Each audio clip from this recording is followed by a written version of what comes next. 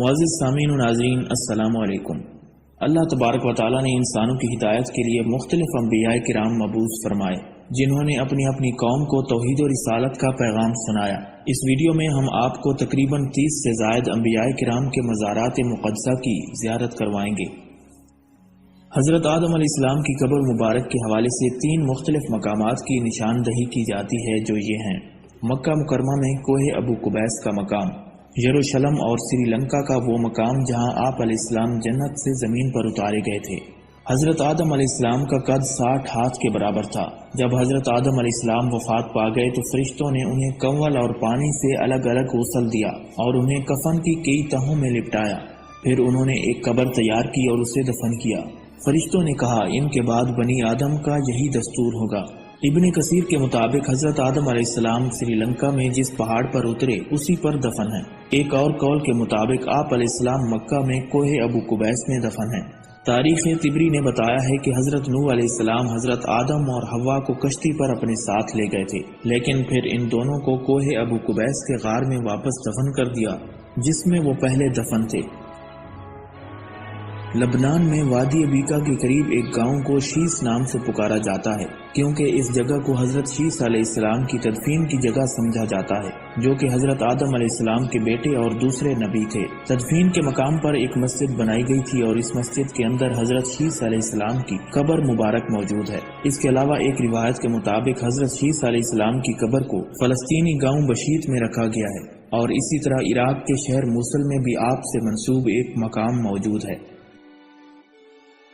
حضرت حابیل بن آدم علیہ السلام کا مزار مبارک دمشق کے مغرب میں وادی براد میں واقع ہے۔ اس مسجد میں حابیل ابن آدم کی قبر ہے۔ یہ مسجد عثمانی ولی عہد احمد پاشا نے 1599 میں تعمیر کروائی تھی۔ کہا جاتا ہے کہ اس مسجد میں 40 محراب ہیں۔ حضرت حابیل کو اس کے بھائی قابیل نے قتل کر دیا تھا، جسے انسانی تاریخ کا پہلا قتل کہا جاتا ہے۔ حضرت ادریس علیہ السلام کی خواہش کے مطابق اللہ تعالیٰ نے ان کو آسمان پر اٹھا لیا اور انہیں جنت کی سیر بھی کروائی گئی۔ حضرت ابن عباس رضی اللہ تعالیٰ عنہ کہتے ہیں کہ حضرت ادریس علیہ السلام کو 6 آسمان پر اٹھا لیا گیا اور انہوں نے وہیں وفات پائی۔ کچھ لوگوں کا خیال ہے کہ حضرت ادریس علیہ السلام اور شیس علیہ السلام کو قاہرہ کے قریب گیزا سطح مرتفع پر 2 سب سے بڑے اہرام میں دفن کیا گیا تھا۔ یہ بھی کہا جاتا ہے کہ حران کے سبائیوں نے غزہ کی زیارت کی اور وہاں قربانیاں پیش کی، کیونکہ ان کا خیال تھا کہ اہرام ان دونوں انبیاء کے مقبرے ہیں، لیکن یہ دونوں قول ضعیف سمجھے جاتے ہیں۔ مختلف ممالک میں کم از کم 5 ایسے مقامات ہیں جن کے بارے میں دعویٰ کیا جاتا ہے کہ وہاں حضرت نوح علیہ السلام کا مقبرہ موجود ہے۔ حضرت نوح علیہ السلام کا مقبرہ نخچوان آرمینیا کے مغرب اور ترکی کے مشرق میں، آذربائیجان کے ایک علاقے میں، نجف عراق میں حضرت امام علی رضی اللہ تعالی عنہ کی مسجد کے ساتھ، لبنان میں کرک نوح، حضرت نوح علیہ السلام کا مقبرہ نبی نوح مسجد ترکی میں، اس کے علاوہ لبنان میں بیکا نامی ایک مقام پر حضرت یوشع علیہ السلام حضرت موسیٰ علیہ السلام کے بہت قریب تھے اور ان کی وفات کے بعد بنی اسرائیل کے سردار کے طور پر ان کی جگہ پر فائز ہوئے۔ حضرت یوشع علیہ السلام حضرت یوسف علیہ السلام کے نواسے تھے۔ ان کا پورا نام یوشع بن نون بن افریم بن یوسف تھا۔ اگرچہ قرآن پاک میں ان کا ذکر نہیں کیا گیا، لیکن 2 مقامات پر ان کا ذکر آیا ہے۔ بنی اسرائیل کے مصر سے جانے اور 40 سال تک صحرا میں گھومنے کے بعد حضرت موسیٰ علیہ السلام بیت المقدس کے قریب انتقال کر گئے۔ حضرت یوشع علیہ السلام نے بنی اسرائیل کی قیادت کی اور انہیں جیریکو کے گرد و نواح میں لے گئے۔ یہ ایک شاندار شہر تھا جس میں بڑے بڑے محلات تھے۔ آپ نے 6 ماہ تک اس کا محاصرہ کیا اور پھر آخری حملے کے ساتھ تکبیر بلند کرتے ہوئے اپنے لشکر کو اندر لے گئے اور اسے فتح کر لیا۔ حضرت یوشع علیہ السلام کا مقبرہ استنبول کی بلند ترین پہاڑی بیکوز پر واقع ہے۔ اس مقبرے کی لمبائی 17 میٹر اور چوڑائی 4 میٹر بتائی جاتی ہے۔ آپ علیہ السلام 127 سال تک زندہ رہے۔ حضرت ابراہیم علیہ السلام نے اپنے خاندان کے ساتھ فلسطین میں کئی سال گزارے۔ ان کا مقبرہ فلسطین کے مغربی کنارے میں ہیبرون کی مسجد خلیل میں واقع ہے، جہاں وہ اپنی اہلیہ حضرت سارہ رضی اللہ تعالی عنہا کے ساتھ دفن ہے۔ ہیبرون کے مغرب میں ایک بلوط کا درخت ہے جسے ابراہیم کا بلوط بھی کہا جاتا ہے، اور یہ وہ مشہور مقام ہے جہاں حضرت ابراہیم علیہ السلام نے اپنے سفر کے دوران اپنا خیمہ لگایا تھا۔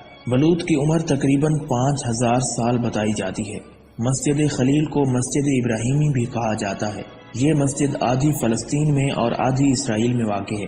اس مسجد کے دو حصے ہیں، ایک مسلمانوں کے لیے اور دوسرا یہودیوں کے لیے۔ اس مسجد میں 4 انبیاء کرام کے مزارات واقع ہیں۔ ہیبرون میں واقع مسجد ابراہیم کو وہ زمین سمجھا جاتا ہے جو حضرت ابراہیم علیہ السلام نے خریدی تھی۔ جب آپ کی اہلیہ حضرت سارہ کا انتقال ہو گیا تو آپ نے اسے خاندانی قبرستان بنانے کا فیصلہ کیا۔ حضرت اسحاق علیہ السلام حضرت ابراہیم علیہ السلام اور حضرت سارہ کے سب سے چھوٹے بیٹے تھے۔ قرآن مجید میں ان کا ذکر 17 بار آیا ہے اور ان کی پیدائش نیک جوڑے کے ہاں اس وقت ہوئی جب وہ بڑھاپے میں تھے۔ حضرت اسحاق علیہ السلام اور ان کی بیوی کو ایک دوسرے کے قریب دفن کیا گیا تھا۔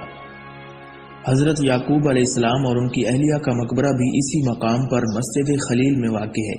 حضرت یعقوب علیہ السلام کے مقبرے میں داخل ہونے کے لیے ہرے دروازے سے جانا پڑتا ہے جو یہودیوں کی طرف واقع ہے۔ حضرت یعقوب علیہ السلام کی 2 بیویاں اور 12 بیٹے تھے۔ ان کا انتقال تو مصر میں ہوا، لیکن ان کی وصیت کے مطابق انہیں ہیبرون میں ان کی زوجہ لیہ رضی اللہ تعالیٰ عنہ کے پاس دفن کیا گیا۔ حضرت یعقوب علیہ السلام کے سب سے چھوٹے بیٹے حضرت یوسف علیہ السلام اللہ تعالیٰ کے پیارے نبی تھے۔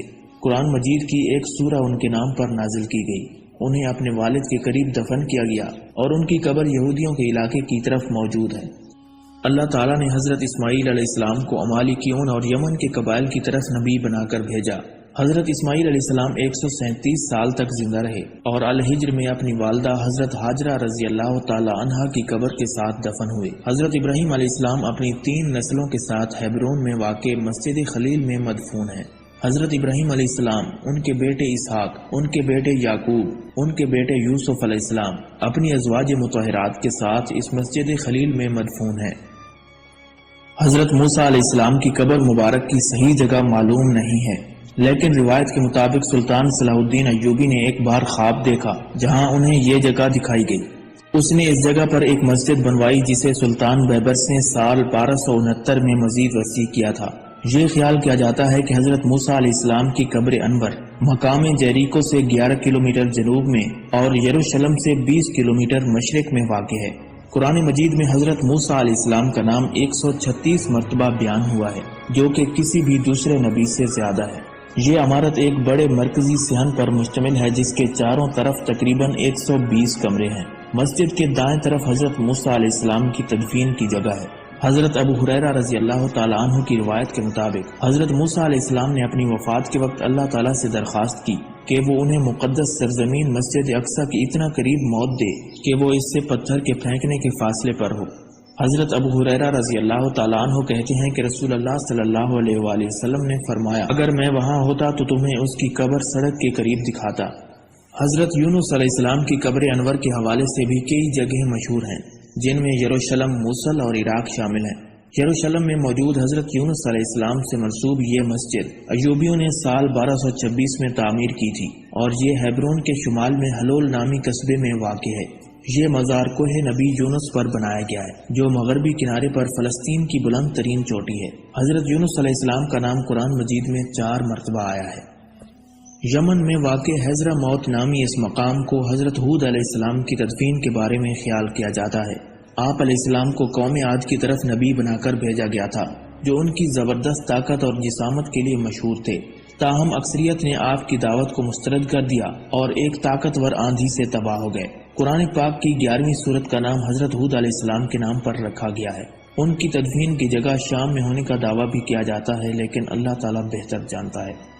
حضرت صالح علیہ السلام کا مقبرہ سلالہ سے تقریباً 200 کلومیٹر مشرق میں عمان کے علاقے میں ہدبن اور حاذق کو ملانے والی ساحلی سڑک سے تقریباً 2 کلومیٹر کے فاصلے پر ایک جدید سفید عمارت میں رکھا گیا ہے۔ اس مقبرے کی لمبائی تقریباً 10 میٹر ہے۔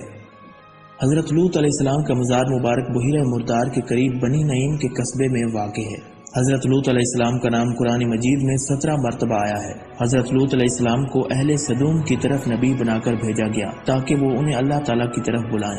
یہ لوگ ہم جنس پرستی میں ملوث تھے، بہت بڑے مجرم تھے اور زمین میں فساد پھیلاتے تھے۔ اللہ تعالیٰ نے قوم لوط کا واقعہ قرآن مجید کی سورہ الشعراء میں بیان فرمایا ہے۔ فلسطین میں واقع یہ عمارت وہ جگہ سمجھی جاتی ہے جہاں حضرت سلیمان علیہ السلام نے اپنے عصا پر ٹیک لگاتے ہوئے وفات پائی۔ یہ اس وقت سکول کے طور پر کام کر رہا ہے۔ حضرت سلیمان علیہ السلام نے 30 سال حکومت کی اور ان کے عوامی کام زیادہ تر جنات سر انجام دیتے تھے۔ حضرت الیسع علیہ السلام کی قبر مبارک العجم گاؤں میں واقع ہے۔ یہ گاؤں سعودی عرب کے مشرقی علاقے قطیف صوبے میں واقع ہے۔ 30 سال قبل بھی لوگ اس قبر انور کی زیارت کے لیے آتے تھے، لیکن قبر پر بنائی گئی مسجد کو سعودی حکام نے اس لیے ہٹا دیا تھا کیونکہ یہ سعودی عرب کے سرکاری مذہبی قانون کے خلاف تھی۔ چنانچہ سعودی حکام کے خوف سے لوگوں نے مقبرے کی زیارت کرنا چھوڑ دیا تھا۔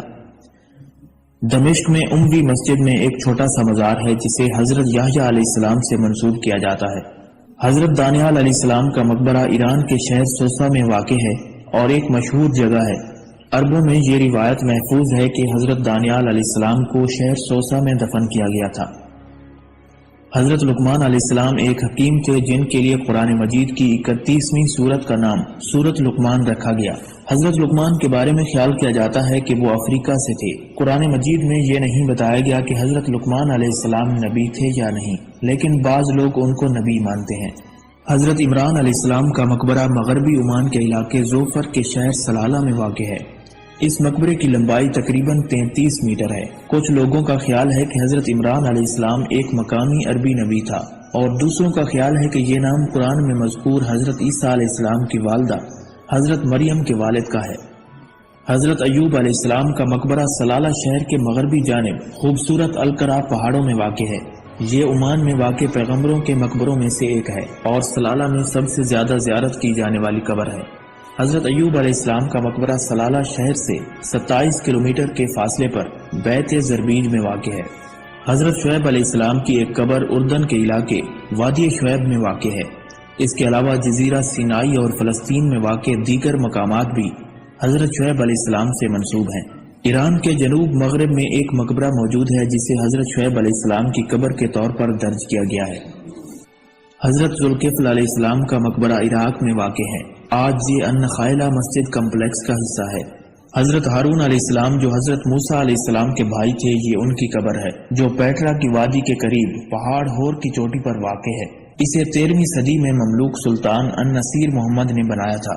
جب موسیٰ علیہ السلام کو اللہ تعالیٰ نے فرعون کے پاس جانے کا حکم دیا تو انہوں نے اپنے بھائی ہارون کو نبوت عطا کرنے کی دعا کی تاکہ وہ ان کی مدد کر سکیں۔ اللہ تعالیٰ نے اس دعا کو قرآن پاک کی سورہ طٰہٰ میں نقل فرمایا ہے۔ حضرت ہارون علیہ السلام ایک ہونہار مقرر تھے اور اکثر موسیٰ علیہ السلام کے لیے بولتے تھے کیونکہ حضرت موسیٰ علیہ السلام کی زبان میں لکنت تھی۔ حضرت ہارون علیہ السلام کی عمر 122 سال بتائی جاتی ہے۔ حضرت داؤد علیہ السلام حضرت سلیمان علیہ السلام کے والد تھے۔ آپ کا نام قرآن پاک میں 16 مرتبہ آیا ہے۔ حضرت داؤد علیہ السلام نے بنی اسرائیل پر 40 سال حکومت کی، 7 سال ہیبرون میں اور 33 سال یروشلم میں، جو شہر داؤد کے نام سے مشہور ہوا۔ حضرت داؤد علیہ السلام وہ پہلے شخص تھے جو لوہے سے زرہ تیار کرنے میں ماہر تھے۔ رسول اللہ صلی اللہ علیہ وآلہ وسلم نے فرمایا، اللہ کے نزدیک سب سے زیادہ پسندیدہ نماز داؤد علیہ السلام کی نماز ہے، اور اللہ کے نزدیک روزوں میں سب سے زیادہ محبوب روزہ داؤد کا ہے۔ اللہ تعالیٰ نے آپ علیہ السلام کو بہت پیاری آواز عطا فرمائی تھی جو اس سے پہلے کسی نبی کو نہیں دی گئی۔